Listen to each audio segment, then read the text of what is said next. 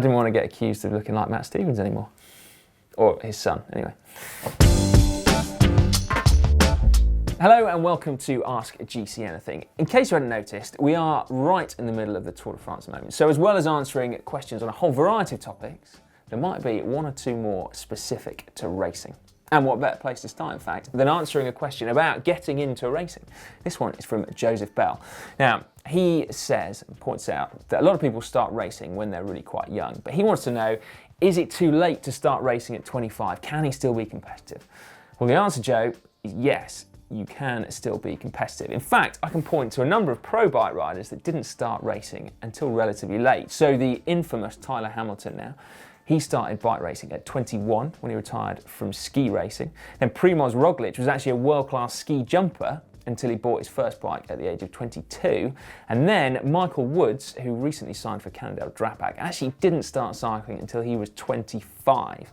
So all those guys were top-class athletes before in another discipline. But I think it goes to show that not being a bike rider doesn't actually stop you being quite good later on, if you see what I mean. Right. Moving swiftly on, we've got this question from Joe Luby, who says, I'm doing a 7-day across the Pyrenees ride in the fall, which sounds pretty amazing, Joe. I'm quite jealous. He's currently riding 10 to 12 hours a week, but in the flatlands of Canada. Is he going to die, he asks. Well, I hate to say it, Joe. No, I don't think you will, actually. 10 to 12 hours a week is plenty of training. That's really quite a lot of training, in fact. There are other things you can do to get ready. So make sure you've got really easy gears on your bike for a start before you go. And then also, I don't know quite how big you are as a person, but if you've got a bit of weight to lose, that could help. But then the other thing is make your training specific. And we've actually got a video about how to train for mountains if you don't live near any. So why not have a look at that?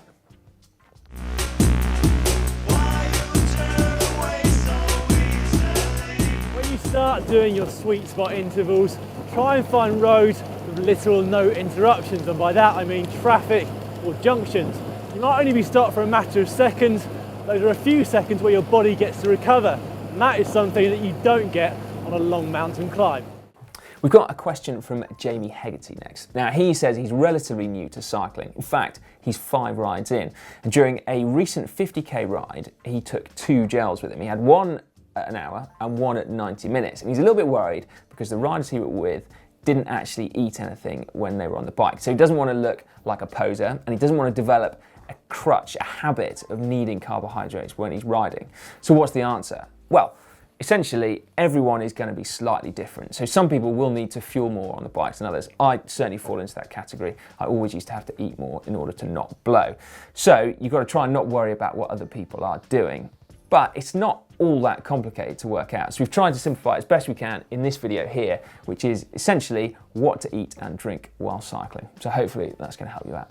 So how much should you actually drink? Well, recent research tells us that you should drink when you are thirsty, which is nice and easy. The only thing that you need to do is to actually pay attention to the signs that your body is telling you, which can be a little bit harder. Roughly though, depending on the conditions that you're riding in, you should probably look to drink between 500 millilitres and 1 litre per hour. Cool. Right, quickfire questions now. First up, David Vick. Is there a reason why pro riders don't switch between lightweight and aero bikes depending on the profile of a stage? Well, the answer is a lot of riders actually do swap bikes depending on what a stage is going to be like. Some teams only have aero bikes, like Dimension Data, but other teams like Giant Alpecin, a lot of them will swap.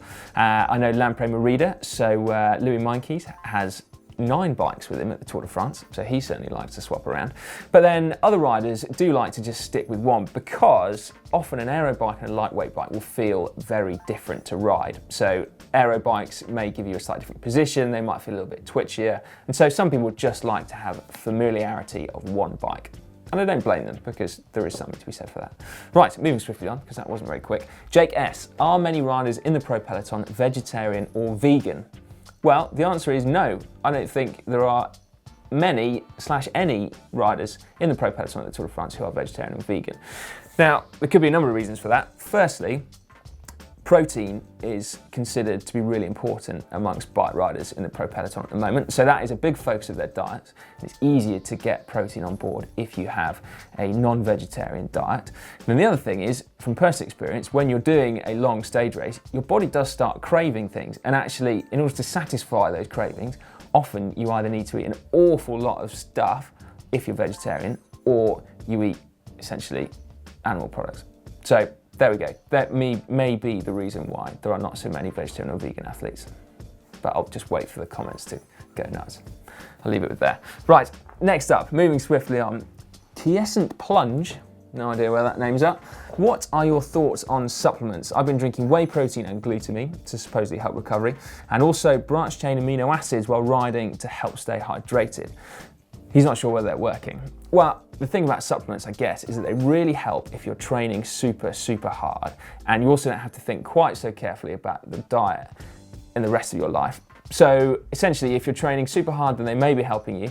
The thing about branched chain amino acids and hydration, I'm not entirely sure that does help though. If I was thinking about hydration, I'd be looking at electrolytes and not BCAAs. So anyway, I hope that helps.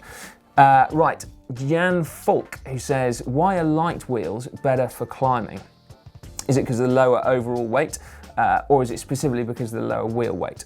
Well, it's a bit of both actually. So when you're climbing, the lower speeds actually affect your inertia. So effectively every time you pedal, the bike is slowing down quicker than you would do if you're on a flat road. So a lighter wheel is faster to get back up to speed, which I think is why light wheels feel more responsive on climbs, which is a very good thing. But then also, not to be sniffed at, lower overall weight as well. So light wheels are definitely a very good thing when climbing. Sticking with the weight theme, Chris has asked how much faster a 6.8 kilo bike is compared to a 9 kilo bike. It is funny you asked that question because Matt and I put that exact thing to the test on the climb of Sestriere in the Italian Alps. So if you click through, you'll watch that. Admittedly, that was whilst climbing, but theoretically there'd be no difference on a flat road. So it is all about on the hills. Just trying to keep a nice rhythm, keep my breathing controlled, which is actually harder than you think at altitude. I think I found a good level which I can sustain for the half an hour effort, there or thereabouts.